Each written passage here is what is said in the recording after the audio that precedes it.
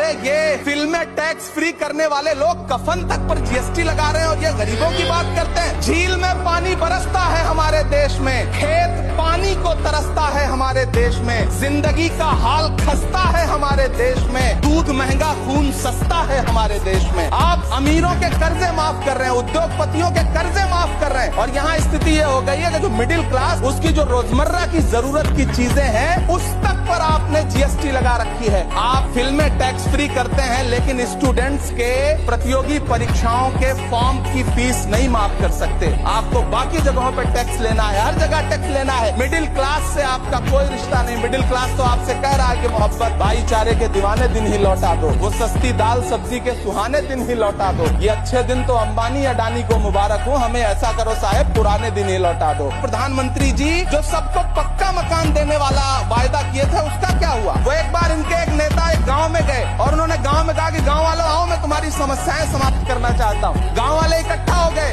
नेताजी ने गांव वालों से कहा बताओ तुम्हारी 2 समस्याएं बताओ, मैं दोनों समस्याओं का यहीं पे समाधान करूंगा। तो गांव वालों ने कहा साहब हमारी पहली समस्या है कि हमारे यहाँ कोई हॉस्पिटल नहीं है। तो नेताजी ने मोबाइल निकाला, कहीं फोन मिलाया और मिला के फोन पे पता नहीं क्या कुछ कहा कि यहाँ गांव में हॉस्पिटल नहीं है, हॉस्पिटल तुरंत यहाँ हॉस्पिटल चाहिए। गांव वाले खुश हो गए कि 1 मिनट में यहाँ हॉस्पिटल आ रहा है। अगली समस्या के बारे में उन्होंने नेताजी ने गांव वालों से कहा कि मैंने आपकी पहली समस्या समाप्त कर दी, दूसरी समस्या बताओ। तो गांव वालों ने कहा साहब इस गांव में कोई भी मोबाइल का नेटवर्क ही नहीं है। ये है इनके काम करने का तरीका, ये है झूठ बोलने का तरीका।